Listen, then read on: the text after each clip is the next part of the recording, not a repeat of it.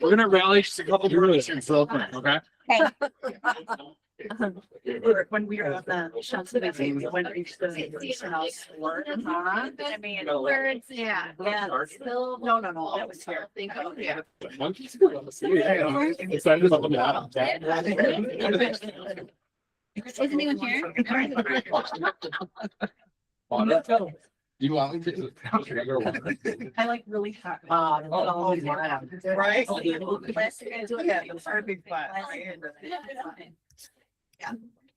Love how. All right, good morning, everybody. Nice warm spot with a little coffee on a rainy day. Can't get much better than this. So for anyone I haven't met, my name is Michael D. Smith. I'm the Chief Team Officer here at the 608 team. Today is a huge day. It is the 9th month of hosting ShopTalk with the 608 team. And today we get to share Tammy Slay with you. Tammy is a longtime coach with Workman Success Systems, also a consultant with Workman Success Systems. And the top 50 structure that she's going to share today is really what our team was based off of.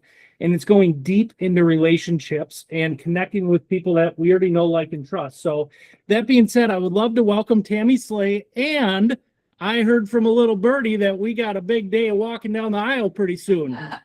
3 days on Sunday. I'm getting married. We got wedding day coming up. So congratulations, and the floor is yours. Hey, I appreciate that, Mike. Thank you so much.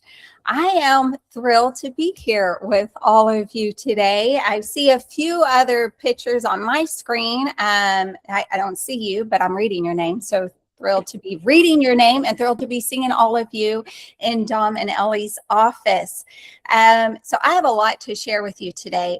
But before I do that, those of you that don't know me, and there's many of you there that don't know me, I'm always told that it's best if I just give a little bit of background to connect with other people.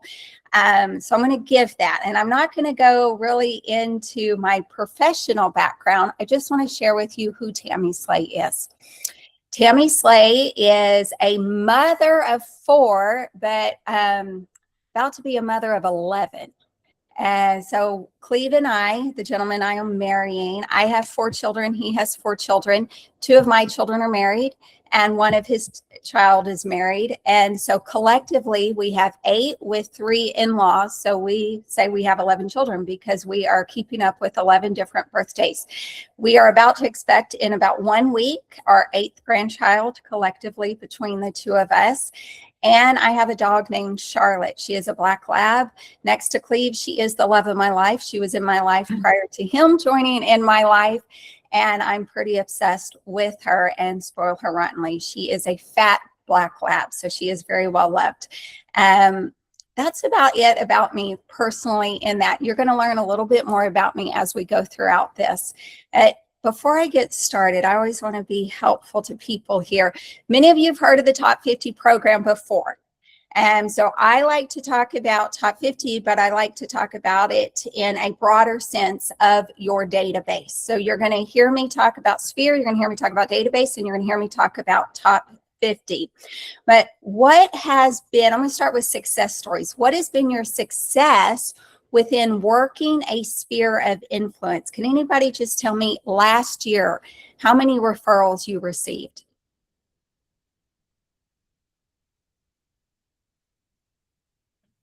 Okay.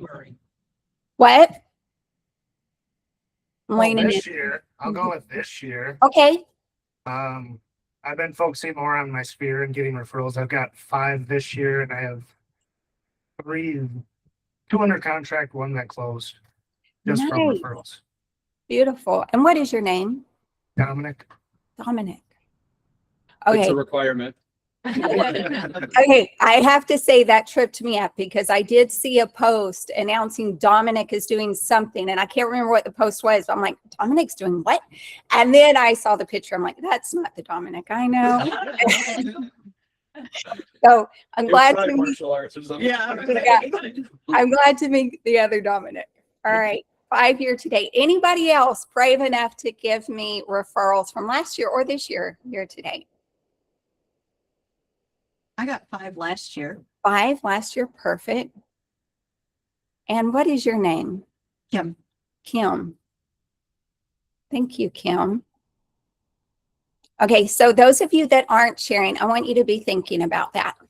Think about how many you got last year and be thinking about, I don't know how many I got. I didn't track it because we'll talk about that too. So when you hear yourself say you got 5 year-to-date, 5 last year, what do you think? What comes to mind in your mind? Sharing that with me.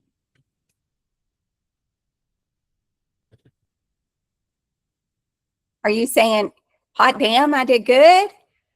Were you hesitant to share it? What? That it pays to stay in touch and make thoughtful, intentional touches. Yes. Okay. Dominic, what about you? I'd say the same. I mean, if I never would have kept in touch or invited them to our events, they probably would have just forgot about me. So staying top of mind. All right. Perfect. Okay. So for those of you that didn't share, and this includes you, Mike Coke, for not sharing, I want you to think of your number from last year. And I want you to start thinking of, instead of this being how many referrals you got, I want you to think of this as your power of influence. The number of referrals you have received is directly connected to the power of influence you have within your community. And your community is your sphere. Your community is not your database. Your community is your sphere. Okay? And we hear the saying out there, the people you know, like, and trust, right? Or the people who know, like, and trust you. So when you think of your sphere, I want you to think, these are the people that know you. That's how we have to look at it in real estate. You know a lot of people. The question is, do they know you? And those that know you recognize your voice. So if you think of your sphere, I don't want you to confuse database and sphere, because database is a lot of people you have attracted contact information for. Your sphere is the people who would recognize your voice. Those are the ones you have influence over. Hopefully you have influence over them. But the number of referrals you've received is directly connected. It is your influence score, the power of your influence. Whether it's in your mind a good number or a bad number, it just is. And it's a starting benchmark for where you can assess your power of influence as it increases or decreases within your community. Okay? Any questions, thoughts, ahas on that?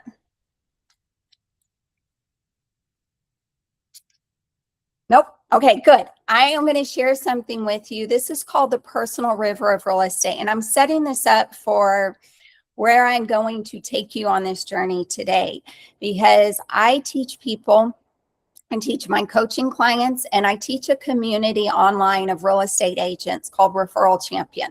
And we start right here. And that is, what is your ability to influence? What's your influence score? I have to know where somebody is at currently before I can take them somewhere further. There's a lot of programs out there that teach sphere referrals, and they're a plug and play program. You can subscribe to their letters. You can subscribe to their newsletters. You can subscribe to email campaigns, and you can plug and play. And as I meet with my new coaching clients, or as I meet with agents that I take on as students, I always ask them, what do you send your database? What do you send your sphere? Tell me about your communication with them. And I can tell you 9 times out of 10, the answer I receive is, oh, I use my broker's newsletter. And then I go, oh, okay, that's great. What was in this last one? I think you know the answer already. None of them know. The 9 out of the 10 that use their broker newsletter, I go, okay, so tell me about this last one. None of them know. Did you read it? And I would say out of those 9 that use the broker's newsletter, 9 don't read it. They don't even read their own publication that's going out. Why would your community read it? And the question is always, well, I should have more influence, right? People should be using me more, but they don't know to even remember you. There's very little influence most real estate agents actually have over their community, when you could have so much more. And everybody in here has so much potential. And I'm going to enlighten you as much as I can in this hour and a half we're together, but I'm going to enlighten you to just a little spark of the power of each of you's individual influence. So I start my community, before I share this spreadsheet with you, I start my community, and when I say my community, I start my students and my real estate agent students in our referral champion community. I start them with identifying 3 core elements. Core element number 1 is their why. Now, let me explain to you what I mean by why. The why is, why do you need an income? Why do you get out of bed and go to work? And this is, you have to get real with this answer. Don't give me the sexy answer. So, and when I say don't give it to me, don't give it to yourself. The sexy answer is, I love to serve people. Like, that's not why you work. You enjoy that benefit of it. But why do you work? It takes, on average, I would say 2 to 3 weeks with a couple of calls for me to get people to be real with their answers. And here are the real answers. I have $80,000 in credit card debt. I have a daughter, and I've got to pay for some special medication for her, and insurance doesn't cover it. I have a child going to college, and I want to help with that. If I don't get my wife and I out of this funk, we're going to end up in a divorce. I just want to be able to end a month where I break even. Those are the real answers. In order for us to go further, we have to be real with where we actually are. Nobody puts their foot out of bed and goes to work to do an open house because they love serving people. Mm-hmm. It's just not real. It's sexy. It's a good answer. It sounds beautiful. It makes you sound good when you're in a large group and you say that answer, but it's not real. If you can't get real with the answer, then you can't get real with actually, I got to put my shoe on and go do an open house, and I got to put 30 signs out and it's raining. You got to know why you're really working. So that's number 1. That's the first element, is getting real with why are you working. The second element is your mission. And your mission is, why were you born? I've never met anybody I have spoken to, and I've spoken to hundreds of agents on this topic, and no one has has fully known the answer to that without going through a process of discovery. There is a reason Mike Koch is not me. He has a different mission. He was born at a different time. He's had different challenges. He's had different benefits. He lives a completely different life. And there's a reason I am not Dominic. And there's a reason Ellie is who Ellie is. And she has a mission to deliver while she is here on this earth, whether you're religious or not. Everything created is created for a reason and a mission. And what is yours? And it's not buyers and sellers. That's the sexy answer, but that ain't it. When you uncover your mission, you uncover what makes you uniquely you and uniquely sticky. I help my people to discover their sticky factor. And then we message to that sticky factor. I'm going to say this word a lot throughout this, and that's called influence. Influence is the ability to cause change in another person when you are not present in the room. After you leave a room, can you cause somebody to take action based upon your prior present in their life or in the room with them? Highly successful businesses can influence others without the owner being physically present in that space. We see this all the time. Chick-fil-A can influence. Target can influence. Louis Vuitton can influence. And you're not ever meeting the owner of those companies. The ability to influence somebody to take action when you're not present is influence. And that influence is born from your mission and your sticky factor. What do you leave behind? And I'm going to use, because we're all in real estate, I'm going to use a listing appointment as an example. When you leave a listing appointment, what's the feeling in the space? What do you leave behind? What stories do you share? What do you say? What mannerism do you use? How do you shake a hand? How do you smile? What kind of eye contact? What do you intentionally plant seeds on that 3 days later, they're still talking about it?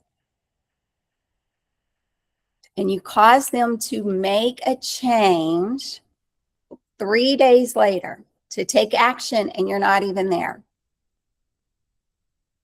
That's born from the mission. I'll share with you my mission.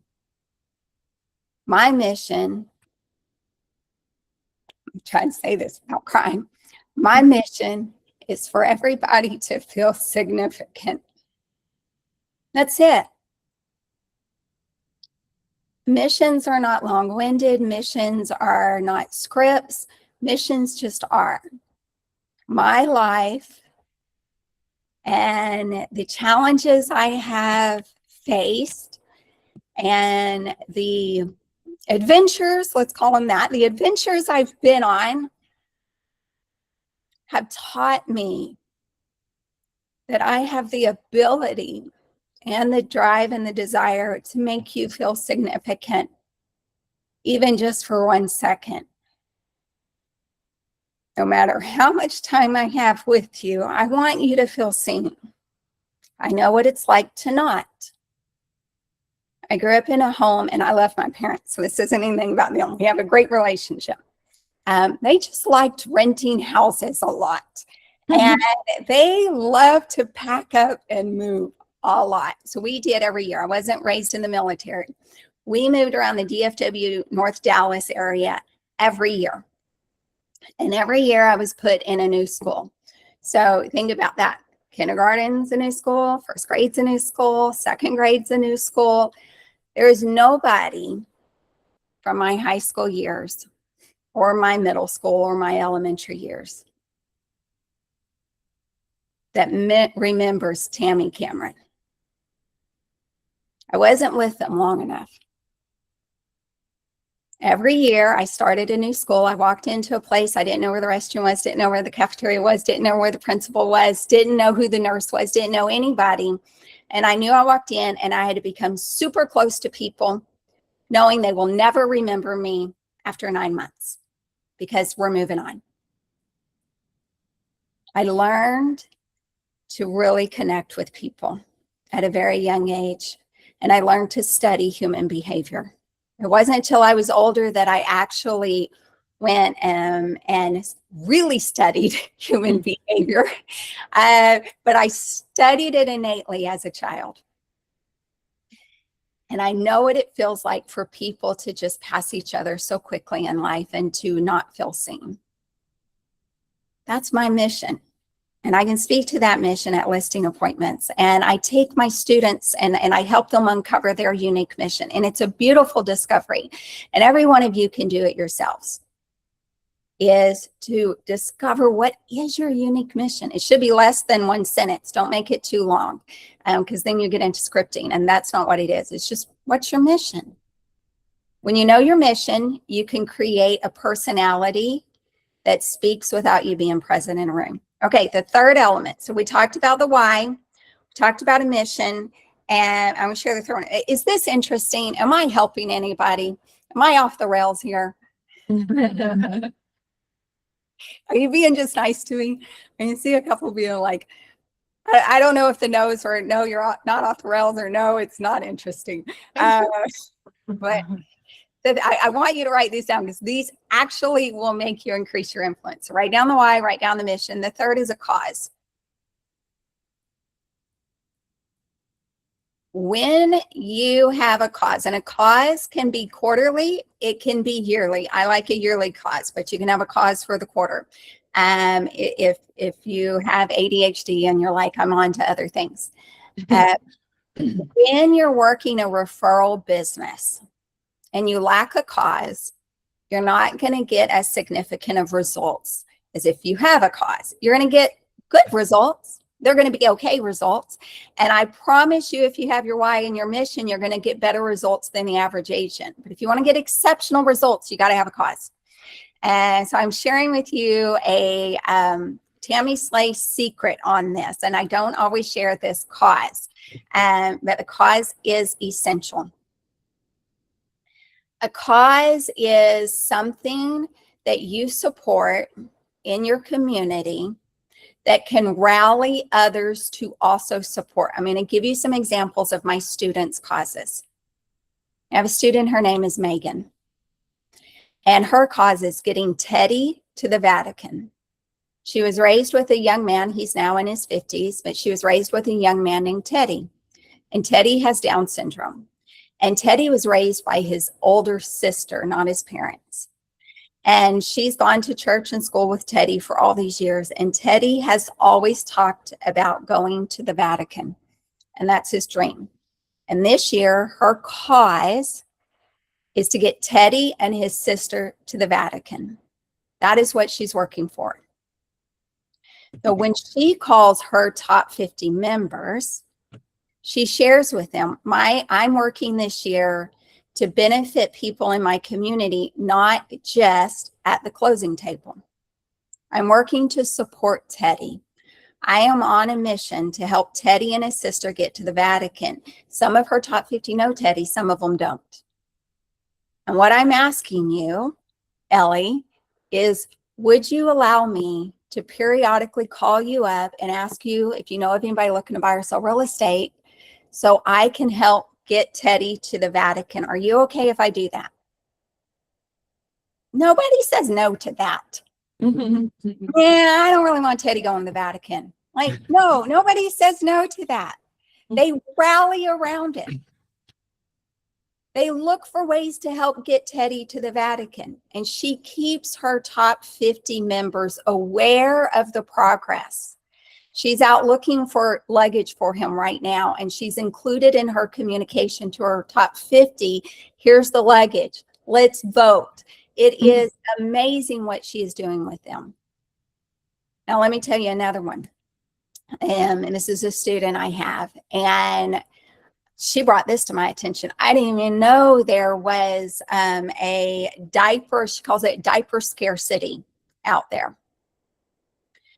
And that 3 out of 4 parents have admitted that they will allow their child to stay in a diaper through 2 or more potty cycles in order to lessen the cost of a diaper.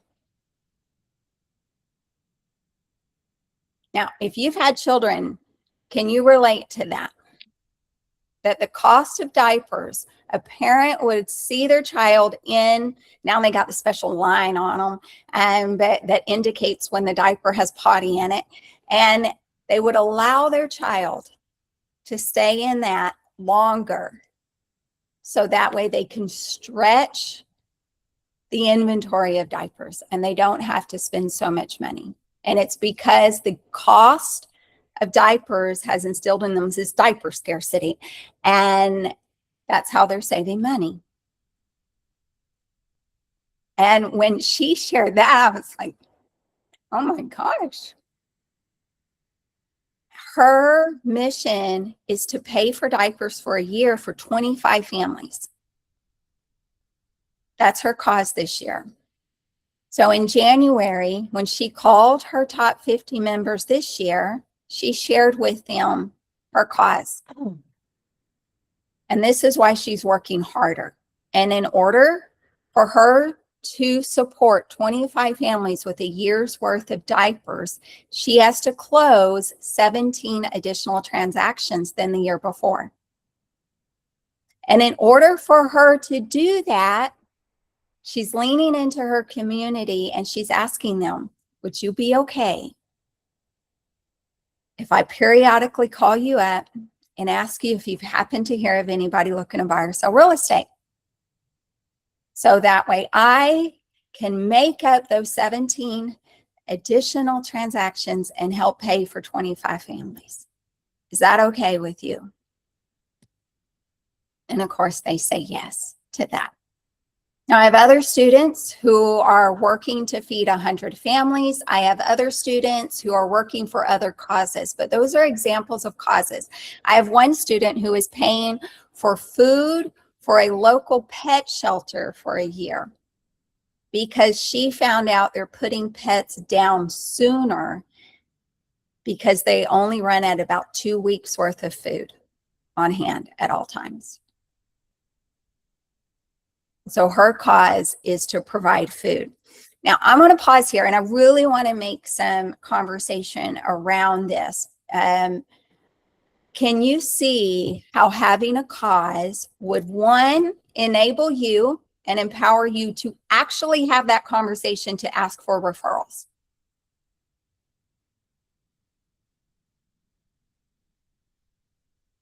See nodding. Give me words. Give me words.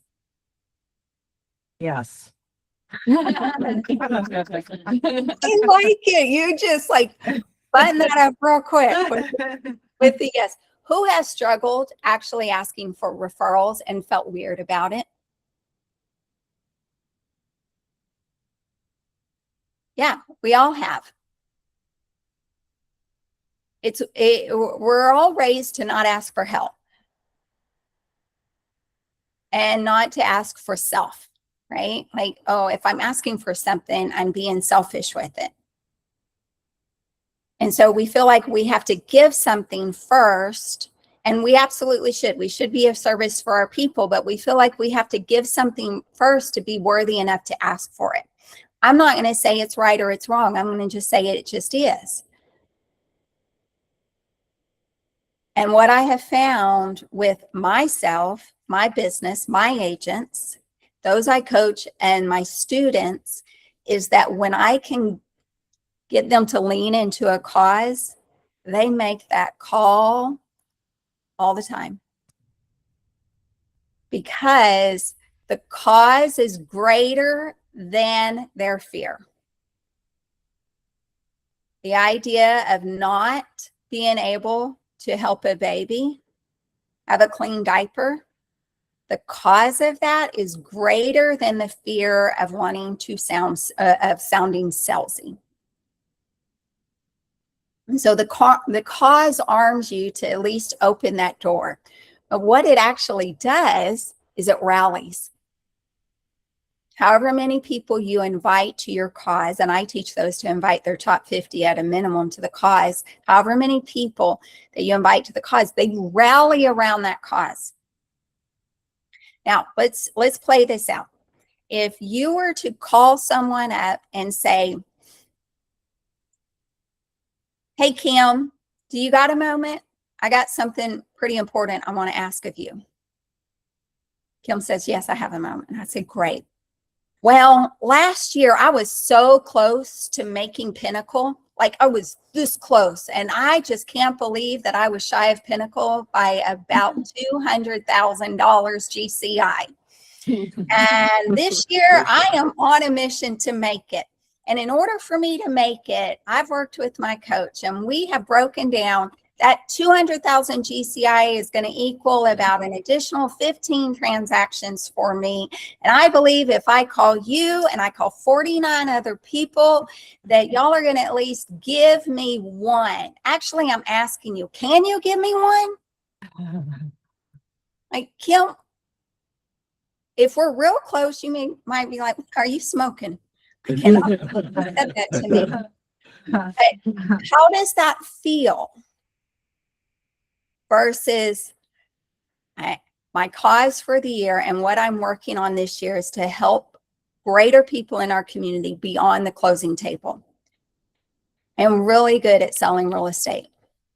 And I love to sell real estate because it helps me help people and it helps me get closer to people and help those in my community. This year, I want to help others in my community outside of real estate. I'm on a mission to help get a young man to the Vatican. It's always been his dream since he was a little boy. And in order for me to fund that, I'm going to need to serve about 17 other families this year with their real estate purchase or sell. Would you be willing to pick up this cause with me and just allow me to ask you periodically if you've ever heard of anybody lately that's looking to buy or sell real estate? Is that something I can do? Can I at least ask you that question? Right, do you feel the difference between the two? All right, cool. Any questions before I move on from this? Because I'm going to segue.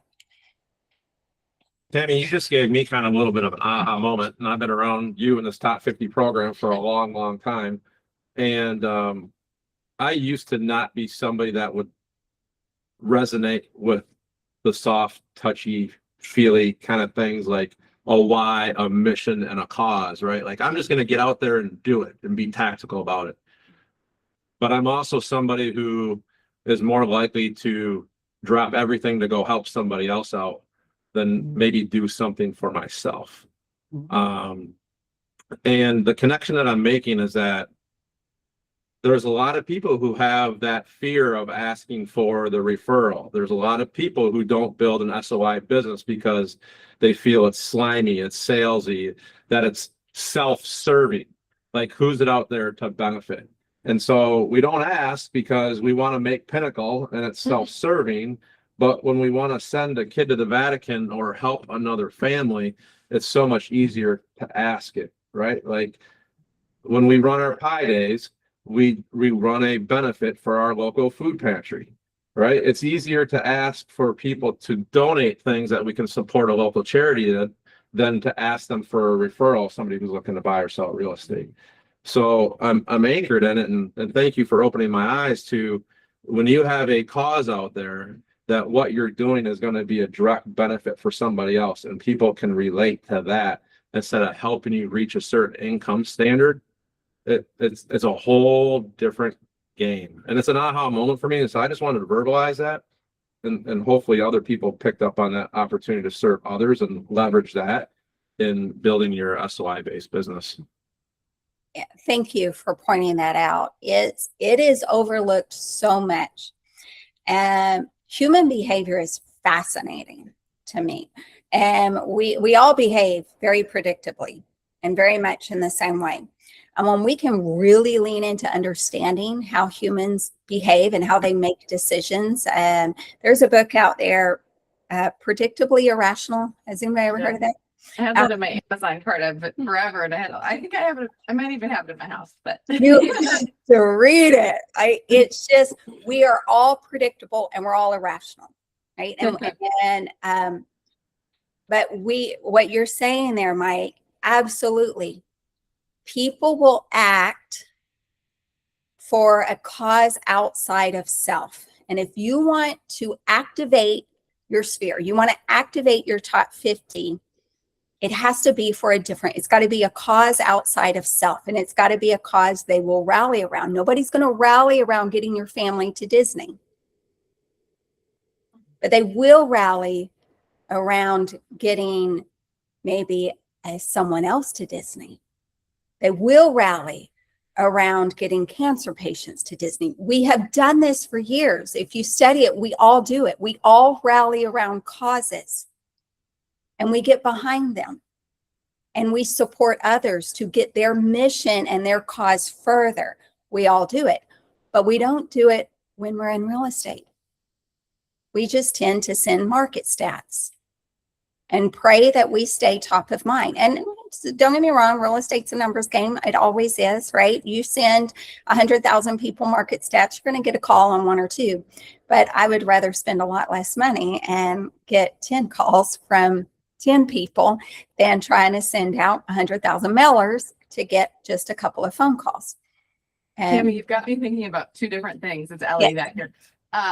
So for all of our quarterly events, we always have a cause attached to the quarterly events, similar probably to how Mike does his.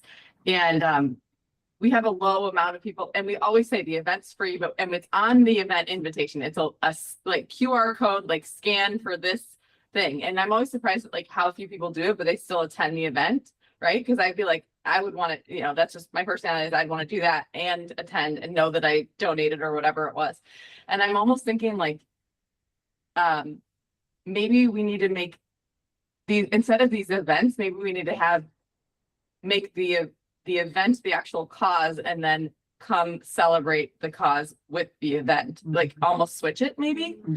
Is maybe like instead of the invitation for, you know, 608 Carnival Day, maybe it's for example, for that one, and that one actually people did rally around the cause because it was the high school I went to is just right up the street from us, and we raised funds for school lunch because the debt that the seniors accumulate and follow them after they graduate, and a lot of them don't even know that.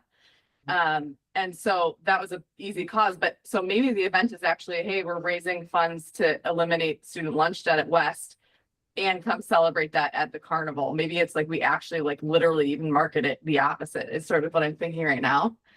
And I can't remember. I had one more point and I can't remember it, but yeah, I'm just thinking about maybe the opposite there.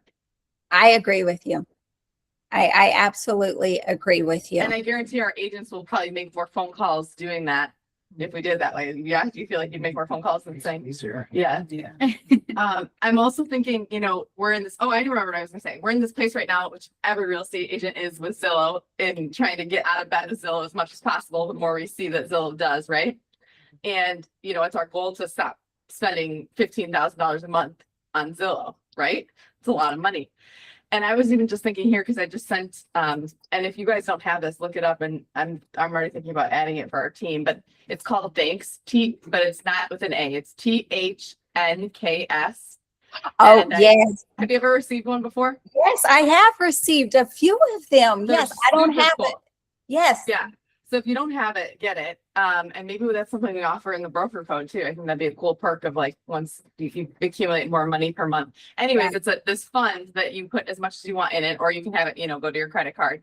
And then you can send super easy thank yous, thanks for meeting, thanks for listing, thanks for the referral. You can see when the person opened it, you can see it when they redeemed it. It's really cool. It's pretty. So like it's Starbucks, like a Starbucks spring drink. So I just sent one for a referral. And I was just thinking, like, what if we invested 1/10 of the money we did in Zillow in filling our team's thanks accounts, and like, you know, that would be probably just as impactful. So just trying to think about making it's I'm seeing if this could solve some pain points. Oh, it totally can. And I have been the recipient of that thanks, however you pronounce it. And it looked really cool. And I smiled when I got it. You better still smile when we send you one after this, because I think it's in our SOP to do that. So. Okay, I am gonna smile. I'm gonna be like, this is so cool. So I'm going to put a little, just a little suggestion in your suggestion box as you're talking about possibly reallocating funds from Zillow to somewhere else. Myself with my team in years past, as well as my coaching clients, there is a ton of success in a local, and so I'm going to say cookie shop. It can be a cookie shop, a cupcake shop, an ice cream shop, a snow cone shop, any local community small business that just sells like just drinks or, you know, just cookies. And you go in there from noon to 2 o'clock. I call them It's On Us. And so it's an It's On Us event. But what we're doing is the marketing is supporting the small business, and we're raising awareness about the history of this small business. So all the marketing that goes out to it leading up to the event is on that small business. who the owners are, what their history is, why they chose this business, what their customers are saying about them. And so we're marketing about the business. Now I talked about adding more people to the database and increasing your influence, right? And so this goes back to human behavior, because what you're doing is when you support the local business, they love to be celebrated and highlighted and spotlighted. So what do? They share your party. They share your event on their own social media channels. So it's a way that you're tapping into somebody else's database, and you're getting marketing in front of someone else's database. So if you post 3 times a week about this small business and you're tagging them and you're highlighting them 3 times a week, guess what they're doing? They're reposting, and they're sending an email out to their database, inviting people to your cookie event. And it costs $3 for a free cookie. So anyone who shows up between noon and 2 o'clock gets a free cookie. You have 300 people attend an event that costs you $900. You do that all day long. And the majority of them are not in your database. So it's not bringing the same people. I love the thanks idea too, but always be mindful of, am I increasing influence where I may already have it, or am I also planting seeds of future influence, right? Because that's what Zillow does, is it brings new people in. And so what else are you doing for new people coming in? And I love supporting small businesses, but I've seen the ROI on that be pretty phenomenal. Well, it is phenomenal. And it's something all your agents would get around, because they would call their people and invite them to a free cookie. Who doesn't love a free cookie? I love a free cookie. I love a free snow cone better. I love a free cookie. I love it. All right. Okay. I'm going to share my screen, because I want to take you into this. And this is one of the resources that I am going to give you. And oh, I just got out of it. Okay. Hold on.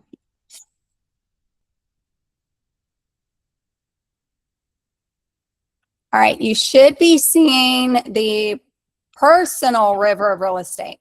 You see that? Yep. Okay, cool. All right. So if you're familiar with the river of real estate and the shift module that's out there, this takes it another level deeper. So the river of real estate is how much real estate flows in your market predictably every year. And so I've done this with people. So you're going to see different tabs down here at the bottom for students or coaching clients that I've done this with before, and we've figured out their numbers. I'm going to share with you DFW, and the last time I did this was 2024, but it's still pretty much the same. All right, so the top part is the river of real estate. How much real estate flows through DFW? Well, we start with the population. What's the population size of DFW? It's 8.3 million. The average household size is 2.7 members. And so we have on average about 3 million households in the DFW market. In the year of 2024, there was 178,999 residential resale transactions that took place in the DFW market. That meant every 17th household bought or sold real estate, had some kind of real estate transaction in the DFW market. Now, by now, some of you should be going, dang, because those of you who love numbers, go down any street in DFW and count 1, 2, 3, 4, 5, 6, 7, 8, 9, 10, 11, 12, 13, 14, 15, 16, 17, and something's going to happen. Now, this was in a year. So you could do this year by year. It doesn't matter. The numbers are going to be pretty much the same. So what I do is with those that I'm coaching and my students is I want to understand your potential influence score, right? You've told me, 2 of you told me what you received in referrals. And I gave you, okay, you got to have these 3 elements, but now we got to actually look at what do you have access to? And so if you're in my market right here, I would have you open up your cell phone and tell me how many contacts you have in your phone, or if you know how many contacts you have in your database, you're going to plug that in. And then we're going to make an assumption that you have both spouses and a seventh of a child or 70% of one child in your phone. And so let's just make an assumption and be conservative on this, and we divide it by the number of households. So you probably have about 370 households in your phone or in your database. With a market average of 17, that means that this person with 1,000 contacts in their phone has 22 potential transactions in their phone right at that moment for the upcoming 12 months. Okay, let me pause there. Is anybody looking at your phone to see how many contacts you have? But what kind of power would this knowledge be for you?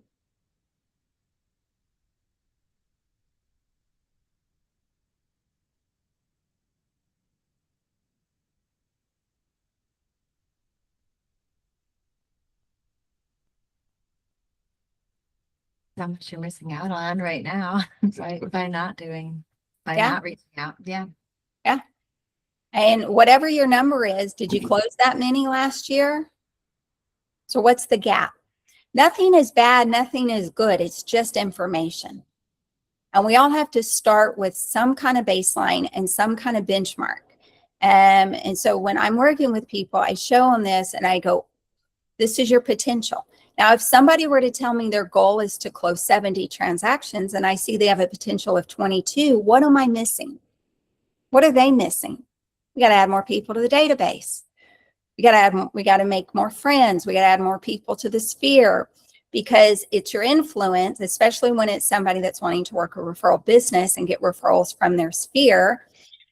So if your goal is to close 70, but your reach is only 22, we have a gap. Simple as that. We have a gap. So then we figure out how many more people do we got to add? How many more contacts? And just for fun, and because I like to look at things with the money symbol in front of them, I put down here the average sales, the average sales volume transaction is about $495 a transaction. The average GCI, I think I did this at 2.75. I did it at 2.75%. So that means this person has the potential GCI of $293. $293,000 in their phone, just right there. Now, certainly I have people who like to be difficult. So I'm going to already answer the question if there's any difficult people there. And I said, well, I have a phone full of realtors. And I go, I don't care. They're still contact and they're still in your market and they're still going to buy or sell. They're still part of the number. They're still part of the whole. Whether they use you or not may be a different story, but it is the potential of it. Now, here's the power. So just to entertain me, just lean forward on this. This is you. Okay, so you're the dot. This is your sphere. These are the people that can recognize your voice. So this is your first line of influence. This can be your top 50. You can think of it as your top 50. You can think of it as 100 people. If you call them, they would know your voice without you having to tell them who you are. This is your first line of influence. Tammy, are you showing a different? I am. There you go. Oh, I was going to say it too, but I was like, am I losing my mind or? nope. Tammy thinks she's on Zoom and she's just showing something else. All right. Here we are. Okay. All right. So this is you. I'm going to start over. Okay, this is you. Here you are. These are the people. Think of like these little arrows going out, right? These little spikes of influence. This line here, it can be your top 50 because you have influence over them. They recognize your voice. It could be 100 people. It could be 200 people. It's the people that would recognize your voice if you were to call them without introducing yourself. These are the people you have influence over. That's the first line. The magic of working a referral-based business isn't how many you can necessarily influence on the first line.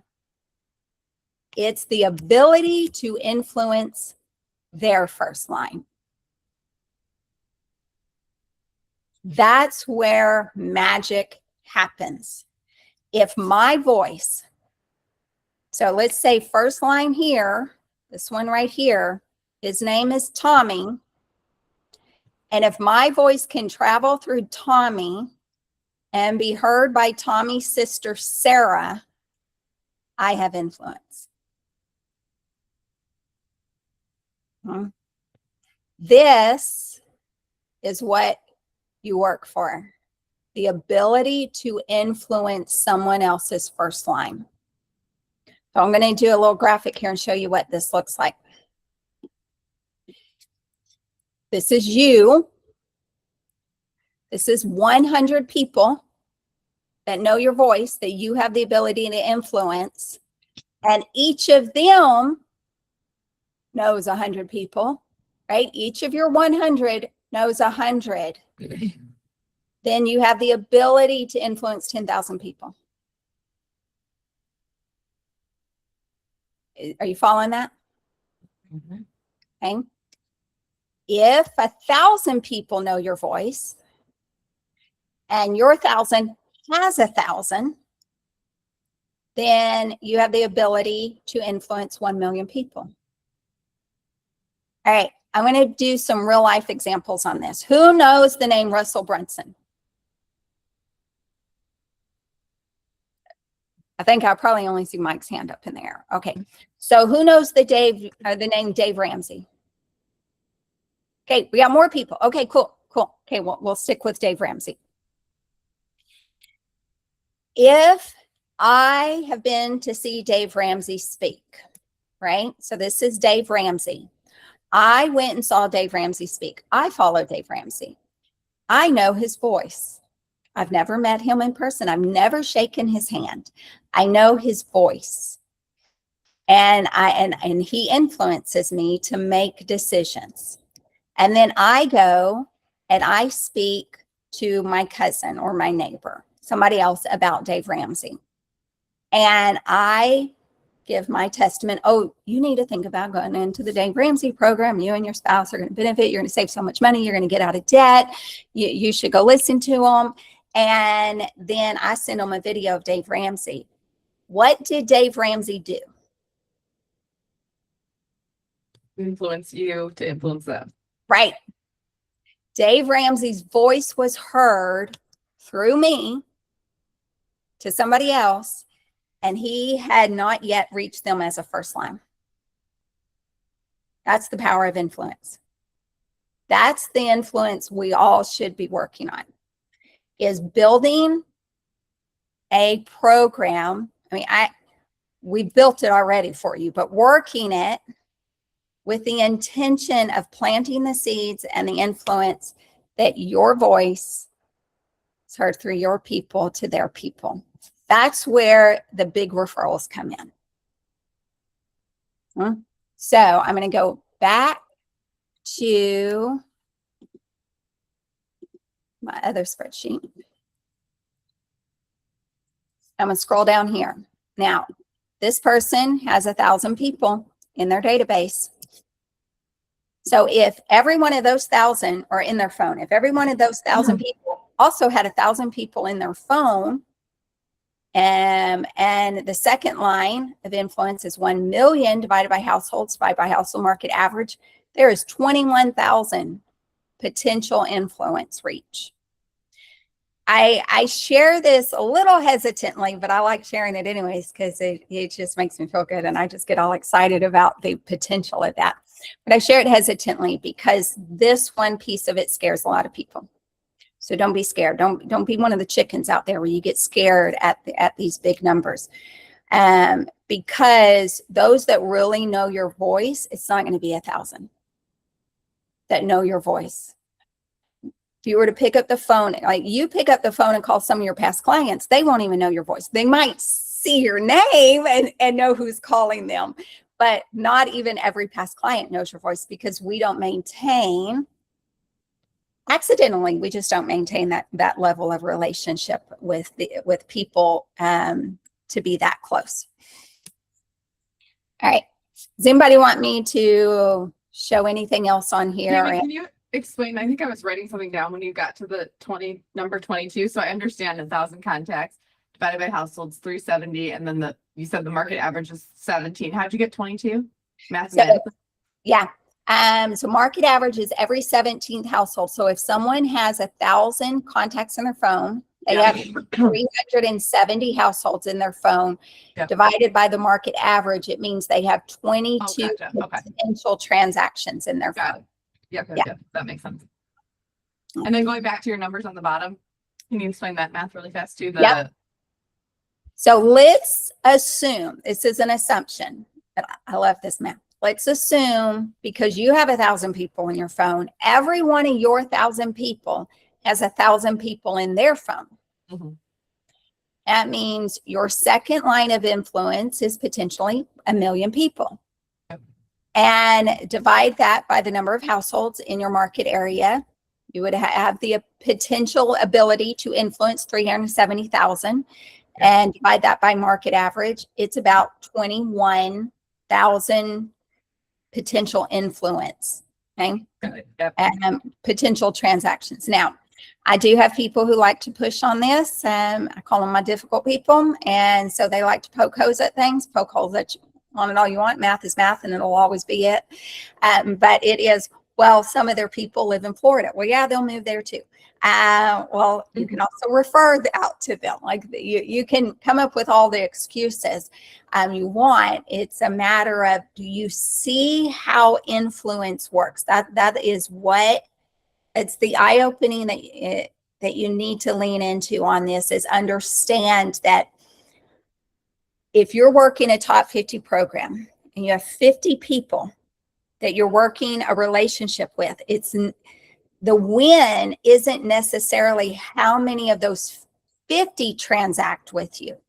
It's how many of those 50 influence their first line to transact with you, whether it's through referrals, meaning you're referring one of their neighbors or one of their cousins to an agent in Texas or somewhere else. Do you have the ability to reach their second line? And your first line is just that conduit. Celebrate all the referrals you get within that first line. Celebrate all the transactions you get with those 50 people that might move that year. But the big win, the big success is when you go beyond that first line and you influence their first line. That's what makes top 50 successful. Okay? When they start sharing your voice, your message with their 50 people or their 100 people or their 20 people or their 1,000 people. That's what we work towards. Okay. Any questions here? Any ahas? Well, Tammy, I just ran that same math problem on if you only engage with 50 people.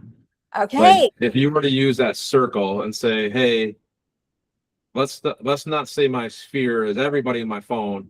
Let's say I'm going to really focus on those 50 people that are most likely to either do business with me or refer me business, the lowest hanging fruit.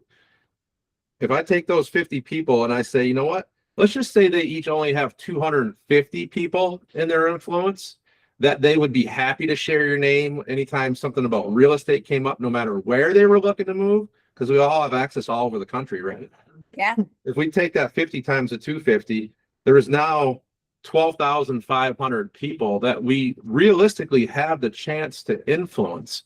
And if we take that number and divide it by your 2.7 people per household, we get 4,629 households. And if our math here is like yours, where only 1 in 17 are going to move, we take that 4,629 divided by 17.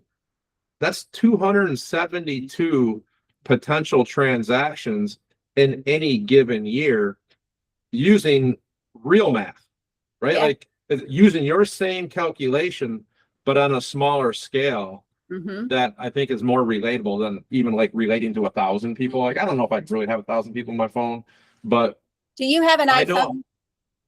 No, well, let's not get into that conversation. Our relationship. Yeah, it's been a big issue. We're surprised Mike even had influence over us as an Android. I know. I attribute it to different generational differences. Ah, It's a really nice.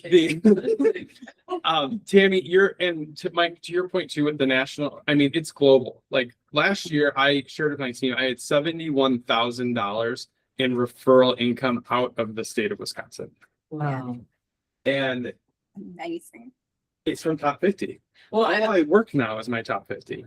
That has been my like success the last 5 or 6 years. And the funny part is I just had a consult Monday for a friend of my sister's. My sister is always like, just call my brother, just call my brother. And she's in Ohio, but she travels all over the world all over the country for her job. And she's like, just call my brother. And this couple is looking for a lake house in Michigan in the $1.5 million price point range. And not only is it a great referral opportunity and to build a relationship with an agent, but in that area, but you can also build some life about it. I would love to fly over there and help them for a day and see these people in person. And at the same time, I've been to their home and their level of influence. Like his dad is the CEO of the company my sister works for. So it's just kind of cool when you can create those referral relationships, insert yourself as that. I reference it as like being a member of their board of directors, like in their family. It goes worldwide. And I've had 2 in Italy, 1 in Greece, and all over the United States. So it's real dollars and it's real relationships and it's real. It's like it's going viral without relying on social media. It's like the original going viral. I think you don't need the good TikTok. You really just need to like call people. And I love the why, the mission, and the cause. I think that's totally going to change my approach going forward. Yeah. The other thing is the phone full of realtors for all of us at a brokerage where you can make money on your relationships with realtors. That's not a problem. So like this is, I hope Michael's light bulb moment is going off because this is just as relevant to Michael as, you know, running the team and recruiting for the team. Hopefully that's what your little pea brain over there is. He called himself a pea brain, so we have to say pea brain. Those are his words, not ours. Yeah, not ours. Even though I use it. A phone full of half of realtors, that's also a good thing now, where that isn't the same at Remax, that isn't the same at KW, that isn't the same as these, you know, legacy brokerages where the model just hasn't evolved yet. So that's why we are where we are too, or a lot of us are where we are too. So it is so true. And I love that y'all are getting this vision, because what we've been talking about here collectively is typically not what is addressed. And it is, okay, how does influence even work? Right? And we tend to skip over that. But if anybody who really becomes successful at a referral-based business leans into understanding the human behavior and how and why influence works, and then understanding, what do I have access to? What is my potential? And how far can I go? So when I start working with someone, I always ask that, like I did at the beginning, what was your referrals last year? That's your baseline. That's your current influence level. That is a reflection of your current influence level with your community. It's not good. It's not bad. It just is. And so if you want it to be greater, lean into understanding how to influence people. Tammy, I don't know if you're planning on getting to this, but this is the most important part. This is definitely the below the iceberg level, what you just did. But I do think, could you spend just 5 minutes sharing, 5 or 10 minutes sharing your screen of just like, again, the apology forward and like how you get there and how someone like tactically actually tracks this, because you have to be able to track this to actually make this meaningful. I want people to walk away with something that they're actually going to do. Yes. I don't know if you were going to get there, so sorry if I jumped the gun. Oh. But I got all kinds of tabs pulled up. I can go lots of places. And Ellie's idea is coming out. yeah. If they don't leave here, if we leave here feeling so inspired by you and we don't do anything with it, that's a shame. So that is true. That is true. All right. So I am showing you, because I'm also a visual person, so I like to show people the flow of things. And so what Ellie's talking about is this So column B here, call this status. This is relationship status. This is the status of your relationship with a member of your top 50 when you first put them on your list. And there's only 3 statuses. There is apology, there's forward, and there's top 50. Okay. So an apology status with someone means that you owe them an apology. Simple as that. And it could be for a variety of reasons. Typically, it's because you closed on a transaction with them 8 years ago and you dropped the ball and haven't talked to them since. And so you want to reconnect that relationship. What that means is you have to start at a very humble position and relationship with them at an apology, and you have to apologize to them. And the dialogue of that goes like this. So I'm going to use Harry and Lindy as an example. I would pick up the phone and I would call Lindy and I would say, hey, Lindy, it's Tammy Slay. You may or may not remember me, but I helped you and Harry get into your house about 8 years ago. And Lindy might say, oh, I do. Or she might go, oh, I'm sorry, I'm drawing blank. I do remember we had an agent. She can say either one. But typically it is, oh, yeah, that was, yeah, I remember. Yeah. That's typically what it is. And I go, well, I have driven by your neighborhood often to go show other homes. And I think about you often because I remember, and you may have forgotten it, but we went out, it was Christmas time and we were looking at homes. You had all your kids with you and they were hungry and you had a picnic basket in your car. It was actually a cooler. And we put a blanket down in the middle of a vacant home and we just had an impromptu picnic in a home with 42-degree weather. And then Lindy go, oh yes, I remember that. Okay, so that's the sticky. You got to bring them back to the memory.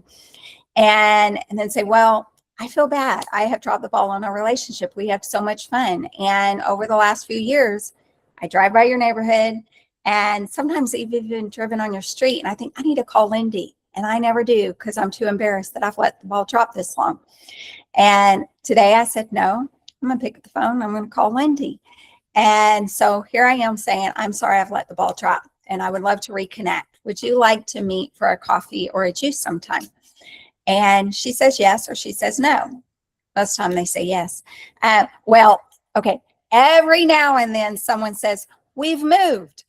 But most of the time they say yes, they'd love to meet for coffee. Okay, so that's an apology. If there is something you feel you owe an apology on, and typically it is always just space of time. I'm sorry I've let life get in the way and I've allowed this space of time to come between us. That's your first dialogue, is to have this apology dialogue with them, where you go and you apologize and you just reconnect. It is never, this is very important, you never apologize and drop the ball on them again. You apologize and you set a time to meet. You don't apologize, say, I'm so sorry for letting time go by. Well, hope you have a good day. Bye. No, apologize and then connect, meet again. Okay, forward is the for dialogue, family, occupation, recreation, dream. These are people you just shoot the bull with, all right? These are people you can pick up the phone right now. You could even send them a text right now. You could see them at the gym and say, let's go grab a smoothie before we leave the gym together. These are people that you don't owe an apology to. And they're just friends. They're just good acquaintances. And they're someone that you can ask how their family's doing. You could ask how work's going. You could talk about a trip you saw they did on Facebook. So these are people you could just have normal human conversations with. Top 50 only happens that you can only obtain the status of top 50 once the person says yes. Okay. So apology, when you're working someone apology, you're working them towards a forward relationship. All forward relationships, you're working towards a top 50 relationship. I'm going to show you Amanda and Aaron on here. So the relationship with Aaron and Amanda, we've been friendly. Okay? We've been friends for a long time. I've forwarded them forever. Okay, we've had all kinds of just normal human dialogue. And I'm calling them up at the beginning of the year. And Aaron answers the phone. And I may have a good relationship with Aaron. So I say, hey, Aaron, do you have a moment? I've got something pretty significant I've wanted to ask you for a while, and I just haven't. And I thought, you know what? Aaron and Amanda love me. It'll be okay. So do you got about 5 minutes? And set the precedence. Don't call them up, shoot the forward conversation, and lead into a top 50 invitation. Don't do that. Set the precedence. This call is different. And make sure they're available to hear it. And so Aaron will respond, yes, I'm available now, or actually I'm in the middle of something, so I can't fully be present. Great. When are you available? Are you available tonight? But if Aaron says yes, then you move forward. This year, this goes into the cause. Okay? This year, I really want to work my business a little bit differently. This year, I've decided I want to help people not just with real estate transactions, but I want to help people in my community. I've come across an organization that feeds starving children, and it's called Feed My Starving Children. This is a legit organization. And I can work this year to feed 100 families of children for an entire year if I work just a little bit harder. And I serve about 8 more families this year than I did last year. And so what I'm asking you, Aaron, is would you allow me to just periodically call you up and ask you if you know of anybody looking to buy or sell real estate? I believe and I know that at some point when I ask you that, you're going to have heard of somebody looking to buy or sell real estate, and it's going to help me serve those 8 additional families. And so that way I can then serve 100 families of children for an entire year of food. Would that be okay? Could I just periodically ask you if you know of anybody looking to buy or sell real estate? Okay. When Aaron says yes, and he does, when Aaron says yes, he's top 50. Okay. Where this gets messed up is some people will say they have 50 people, and those 50 people, they don't know they're top 50 people.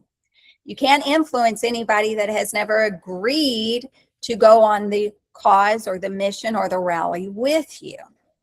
Not of a great magnitude. You can influence them a little bit, but not of a great magnitude. There's science to this, and it's called the RAS. Is anybody familiar with the RAS?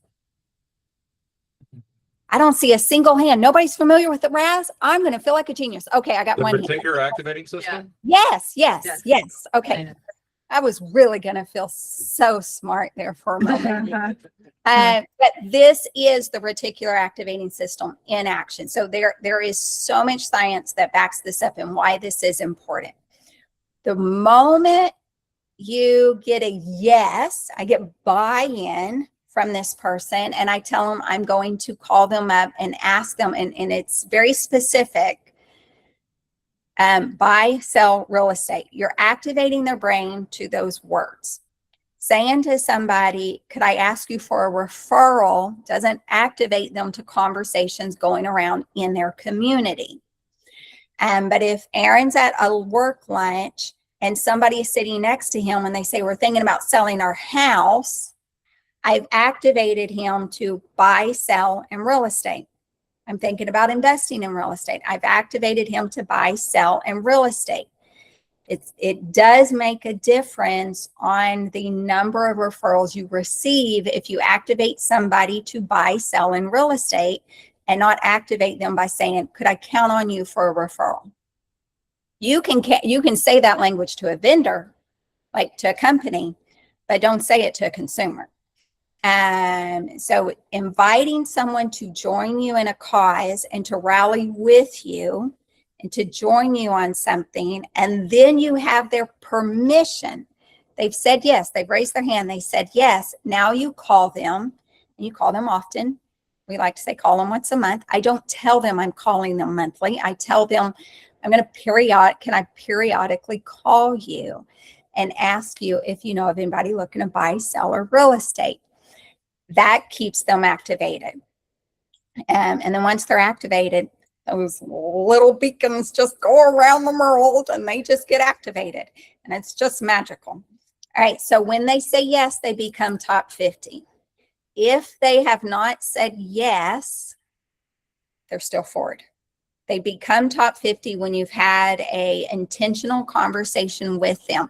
Doesn't mean you say, can I invite you to be in my top 50 program? Now, Mike does a fabulous program for his people, and he invites them to be a part of this big league of supporters, which that is awesome to be invited to be a part of that. Most people aren't working of the Mike Koch's magnitude, right? And so if you're just an agent and you're talking to 50 of your friends, you're not going to call them and say, I'm starting a top 50 program. Can I invite you to be a part of that? You're inviting them to rally around something for you, or rally around something for somebody else, I should say. All right. And then calls after that, you're updating them on the cause. Just want to let you know what we were able to accomplish this last month. Just letting you know over the last quarter, we were able to do this. I'm so excited because I have now, so the lady that I have that's doing the diapers, she actually tracks the number of diapers she can now afford to buy because she's closing transactions. And she's like, I'm up to 92,000 diapers. I'm so excited. I can't wait to give them to the families. And so she's updating her top 50 members on their contribution to that. And then she says, hey, while I have you here, I got to ask, have you heard anybody looking to buy or sell real estate lately? Okay. So that keeps them activated. Now, let me show you the results of this. And I want to make sure I don't take up too much time. All right. So I'm going to show you, I'm going to sort this alphabetically. Most people put their people in here alphabetically. And I have two trackers to share with you. This is one, so you can see there were contacts that were made. The whites are no contacts made. When the contacts are sorted alphabetically, nothing really stands out more than the other, and it's just all broken up. But when they're sorted out by status, you can see the avoidance right up here. And then you could see a little bit more warmth. And then as you scroll to top 50, the innate accountability of telling someone you're working for a cause creates within oneself the desire to not drop the ball on those children. And so you stay very intentional with those conversations because you feel accountable and you've gone public with that. It doesn't do well to tell someone you're sending a young man to the Vatican and then they never hear from you again. So that public accountability creates within you the intention, the commitment to stay involved and to make those phone calls with people. So now the real magic is, okay, you saw the status over here. Watch the number of referrals that come in. As the relationship deepens and as people have buy-in, you can see these people out working hard to rally around your cause. And this was the result here of the referrals that came in that year. Now, you have to understand top 50 is like this revolving program, right? You could get a referral in December, but they're not going to close until a year later. But this is the result of those referrals over time that came in. So in that 1 year, there was 94 leads generated, 57 closed, 3 pending, 11 active, and 24 just fizzled away and didn't do anything. Now I'm going to show you one more tracker. Tammy, that's 94 referrals that one agent received in 1 year, and it was the second year that they had implemented the top 50. Correct. Wow, And she's pretty proud of that. would be too. And Tammy, you taught us this, so I just want to pause here for 1 second too, and just say too, you're rewarding and saying thank you for the behavior of receiving the referral, not the closing. Correct. You want to Correct. make sure that you are thanking people for the Yes. efforts on sending you the referral, not just recognizing the 57 people that closed. Absolutely. That to get to the whole, like, not the whole goal, but a big piece of the goal is you want to identify the 50 people you have the ability to influence to open their mouth. Okay, so what you're rewarding is you opened your mouth and you said my name. That's the win. That's absolutely the win. They have no bearing on your ability to be a good salesperson to get someone from to a closing table. That's a whole separate skill set. You want to reward them opening their mouth. That is absolutely the win. That's what you're working towards. Identifying 50 people who have the ability and the drive and the desire to join you and to rally around you and open their mouth. And I can tell you from experience, some of those people you won't like. You just won't. You will respect them, but you may not like them. Some of those people, you will love them, but you don't like talking to them because they will talk for 3 hours. I had one on my own. I would go on a cruise with her all day long. But to call her up and ask her if she's heard of anybody looking to buy or sell real estate, that's a 3-hour conversation. And so I made a decision. I'm not going to have her in my top 50. It doesn't mean I didn't invite her to join the cause, but it did mean I'm not calling her up so much in that. And because when my works hat on, it's very different than just when my Tammy, my friend hat is on. And so when I set aside the time to do this, or when anybody sets aside the time to make these phone calls, you do it during work hours. Now, certainly some of you are going to say, well, I might have a dentist on my list and I got to call him at a different time. That's fine. But you don't want to be on the phone for 3 hours with somebody. And so it is about identifying people that you have the ability to influence that also open their mouth. And that's the behavior you want to reward. And Tammy, just a note on this. People always say, like, does it have to be someone I've done a real estate deal with? Does it have to be someone that I haven't done a real estate deal with? It doesn't matter who it is. You may or may not have done deals with these people. They may or may not be local, even if it's someone out of state. So when people say I don't have a top 50, I don't have enough people to put on my list, I have 30 people. They definitely know someone in other states that could still be a referral source to you, because you can explain to them how you can help people in different states by interviewing agents for them, right? So the number 50 is important, and how you know them is not important. It's who you have the most influence over, who most knows, likes, and trusts you. And even if that has to be out of state, it doesn't mean it absolves you of needing to have 50, or that they have to be somewhere where you service too, right? Absolutely. Oh, like, amen. Let me just say amen to that. Because what you brought up, well, I don't know 50 people. Oh, everybody says that. I don't know 50 people. Put your mama down 49 times. Put your husband down once. Just put 50 names in there. It is essential in the beginning that you develop the habit in your schedule to have 50 conversations a month. Okay. So if you're doing 49 conversations with your mama and 1 with your hubby, you're having 50 conversations. And that would be like elementary level. And I'm going to guess all of you there know 50 people, but if some of you are in the audience and you're thinking, I don't know 50 people, then what Ellie's saying absolutely applies. Pick up your phone, add a name there, start with apologies, start with forward, start cultivating those relationships. But there are 50 people that you at least have 50 phone numbers for. Whether they're in state, whether they're in France, whether they're in Florida, you have a place to start, and you have to just start off with a routine of allocating time in your schedule that you're going to have 50 relationships. Tammy, can I ask a question? Yes, sir. Where would you rank you know, we all have a certain amount of time in our day.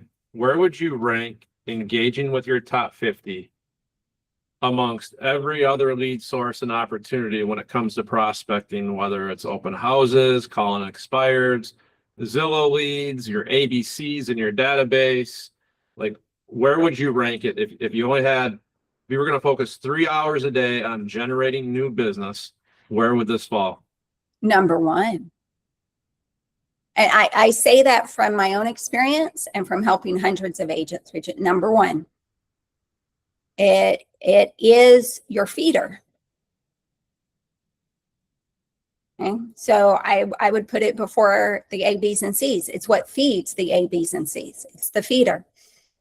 And you break the relationship with the feeder, you're gonna run out of C's, you're gonna run out of B's, you're gonna run out of A's. You have to keep that feeder fed. I don't know, am I making a sourdough? Like, we're like, you know, you got it. You're gonna run out of bread if you don't keep feeding the feeder. Yeah. But yeah, you have to keep that fed. Tammy, who do you coach? How do you coach on this? Is it an hour a day? How do we get this on our calendar? What does it look like? How do you coach it to your referral community group that you work with? So in my referral champion community, we meet on Mondays, and then it's a unique coaching platform because it's community coaching at its most fundamental base of it. And I can take you in there and show you around so you can kind of get the visual of it. But the community influences, it's intended that the community of real estate agents that are in that community, they influence each other to rise in this pillar and to stay very active in this pillar. And they will push each other and they will challenge each other. That happens 24 hours a day, 7 days a week. Those in the community, I say things and then I'm like, well, I just got to show you to be able to share the power of it.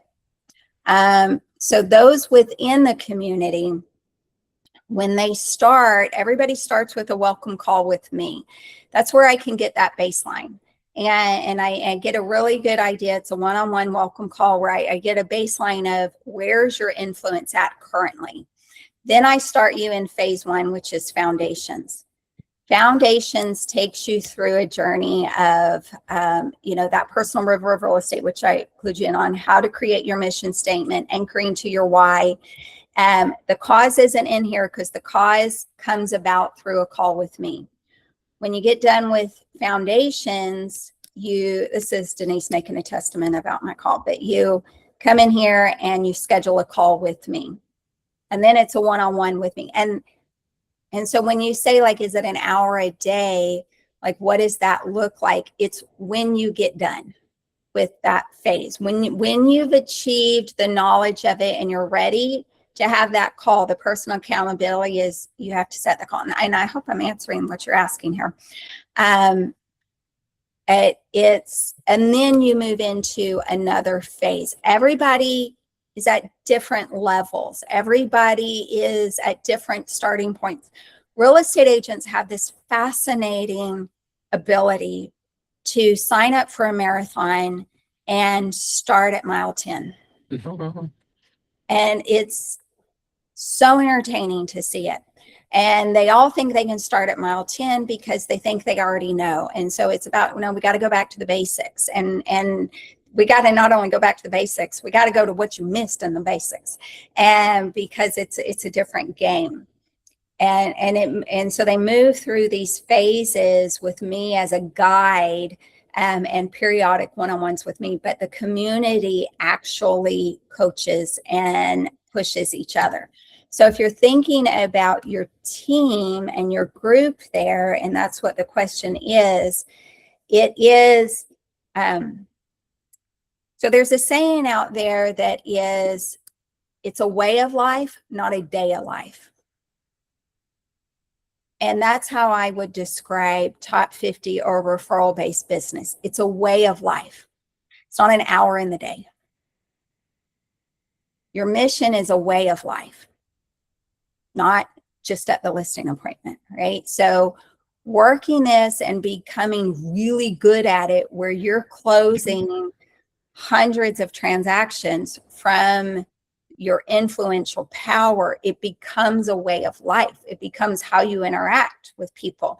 So as a team, finding a structure where the team, either people report to each other, right, on those metrics, those numbers and those baselines, but you push each other in the out of that 1 hour moment. You have to have the 1 hour baseline of what did you get done?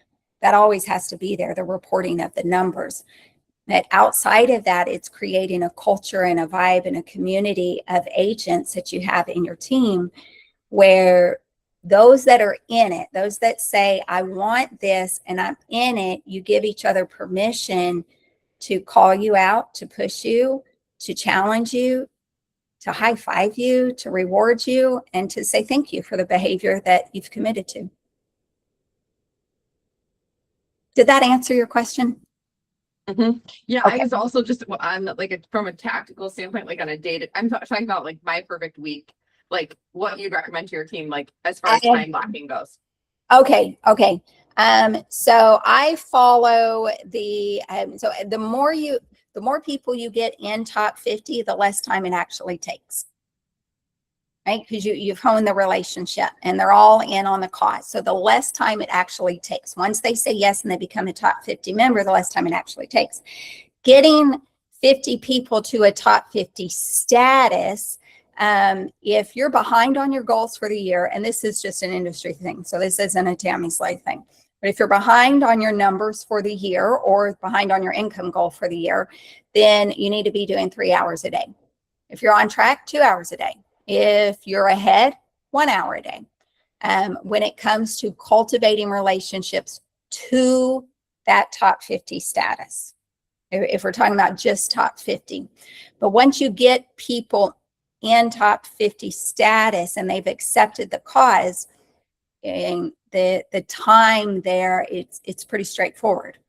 Doesn't mean it takes your friendship time from them, but working it to where the question of, do you know, am I looking to buy or sell real estate? It actually becomes less. Yeah. Tammy, can you bring your top 50 tracker up again? Pay Yes. $1 million to send us a blank one. We had, Okay. Yeah. Okay. Sold. Okay. Yeah. Done. It's like, all right, here's my Venmo account. if you guys don't have this information and you don't have the top 50 apology forward script, we'll send it to everyone. Make sure you signed up on the sheet that went around, because that's how you're going to get it. So if you signed up on the sheet, you'll receive. Can you sort this list by the number of referrals, with the most referrals being at the top?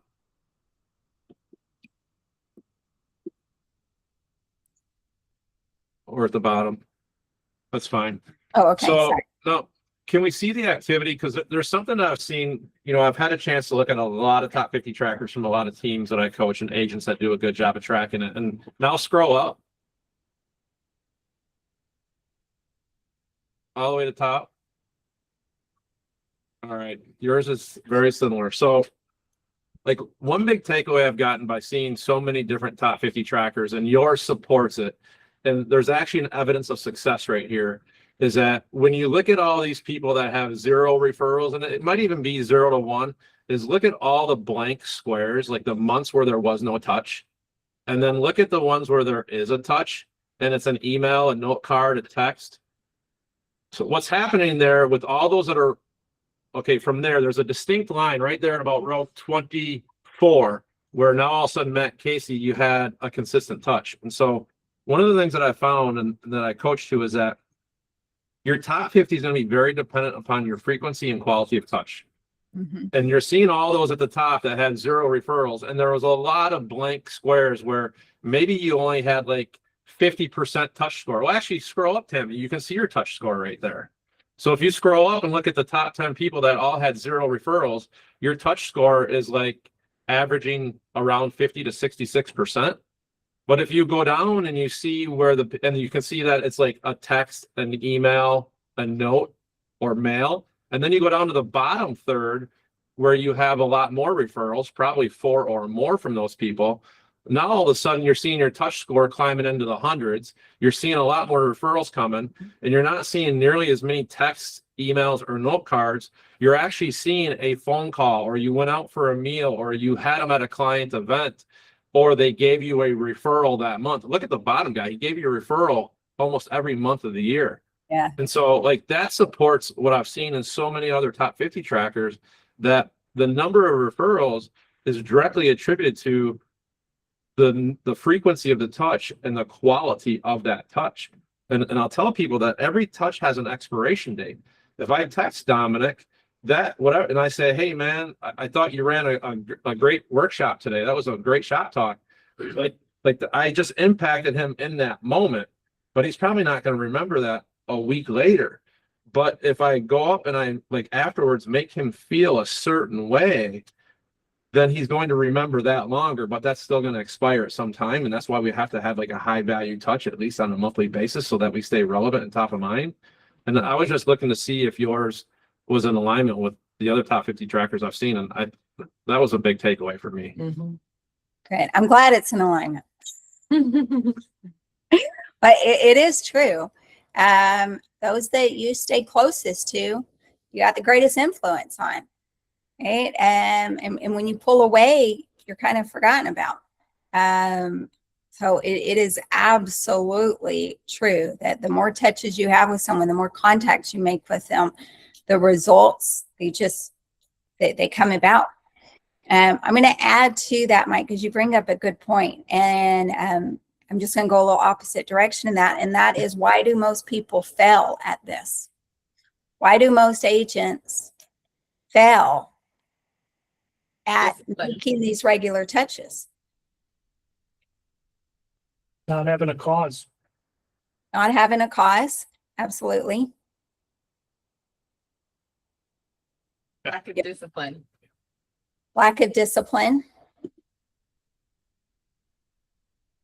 I think a lot of them fail because of the fear of calling them up. They don't want it to seem salesy. It's about them and the referral instead about something else. And I think everybody's right.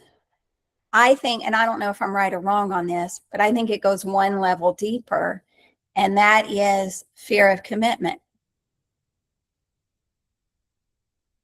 The avoidance. So when I say fear of commitment, what I mean by that is I don't want,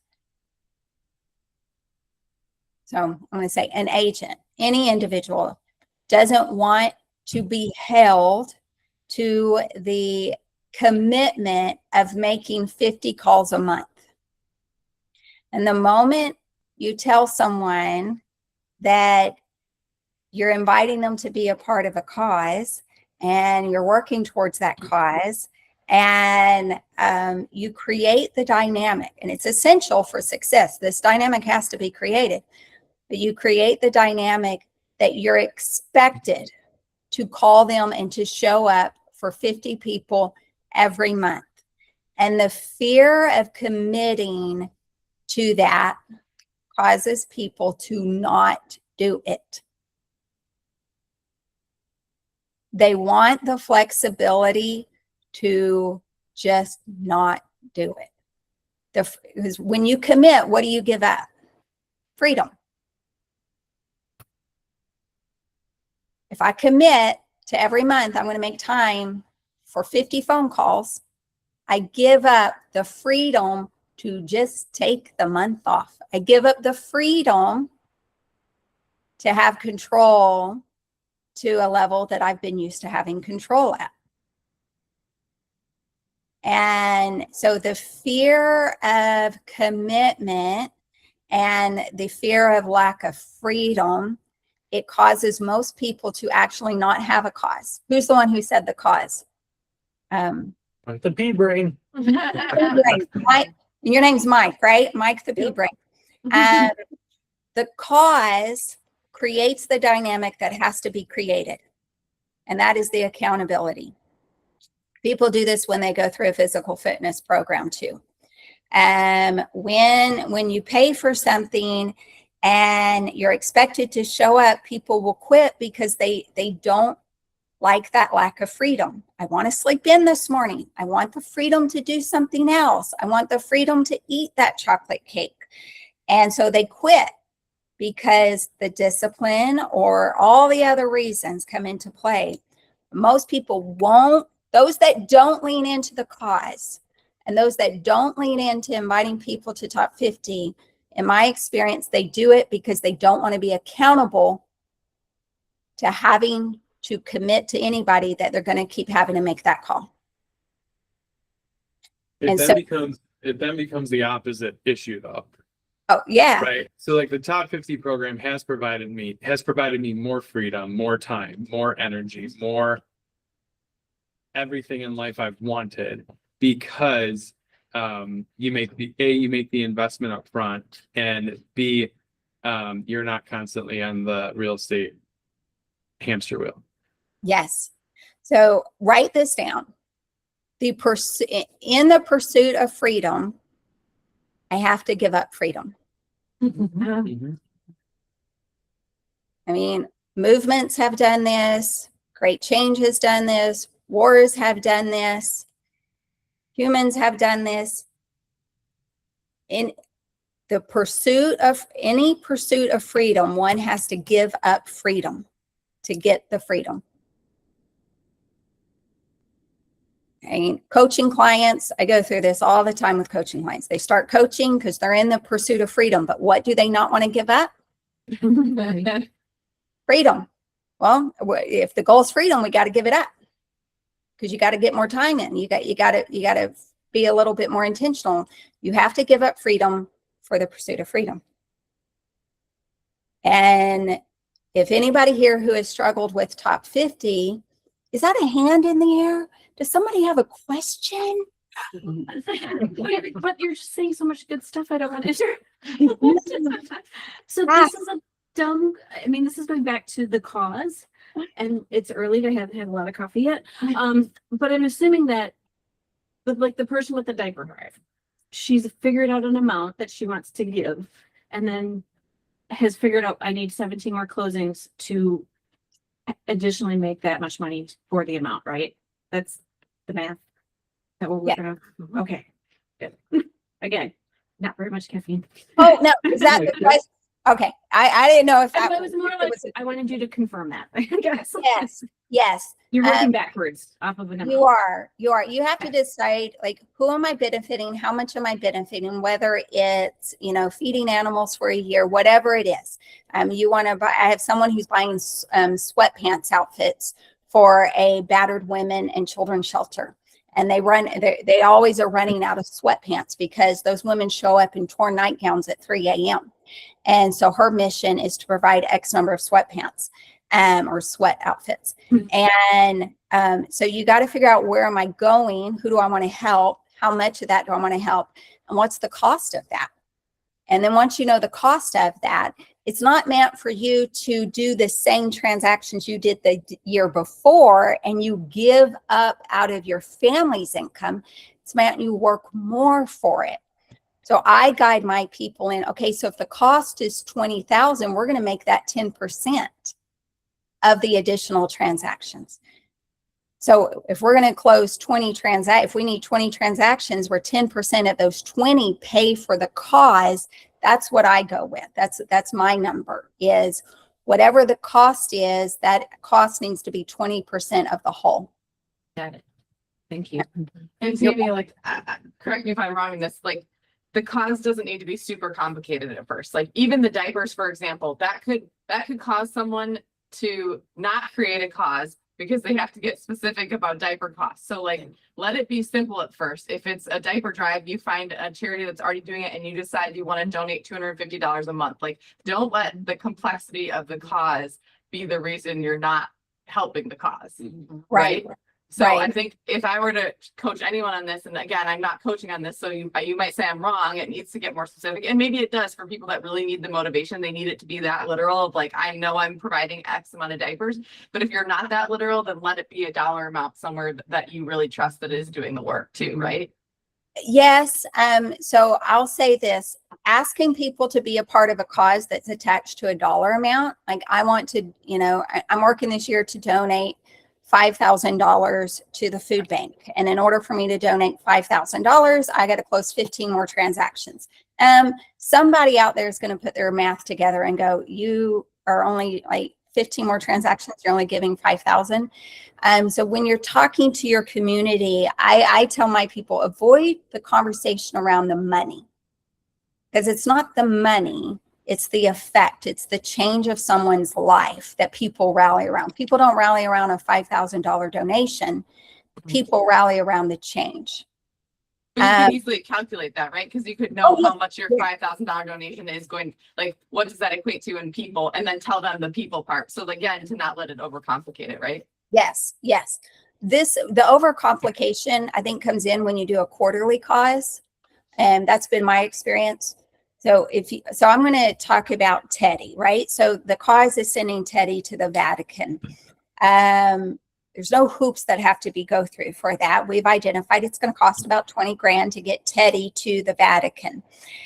Her emails and her communication with her community is all centered around this picture of the US and Italy, and there's a plane, and it's like, where are we at in getting Teddy to the Vatican? And there's this drawing, and she sends that out to her community, and they open. I can tell you for a fact, she's getting way more emails opened with updates on Teddy and a video of Teddy being excited about, like, he got luggage tags. So at one point, and so it's updating the community that are participating in this cause throughout the year of his excitement and what their contribution has been going through. So it's made it easier for her to communicate with her community, and it's less about market stat numbers, and it's more about and we just call this sticky, because it's way more sticky. These conversations happen a lot more within the community where Megan's not actually present.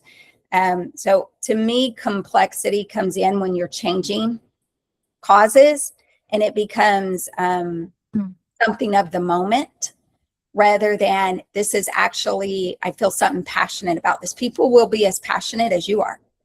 And if you're not as passionate, they're not going to be as passionate. And then the results won't be as passionate.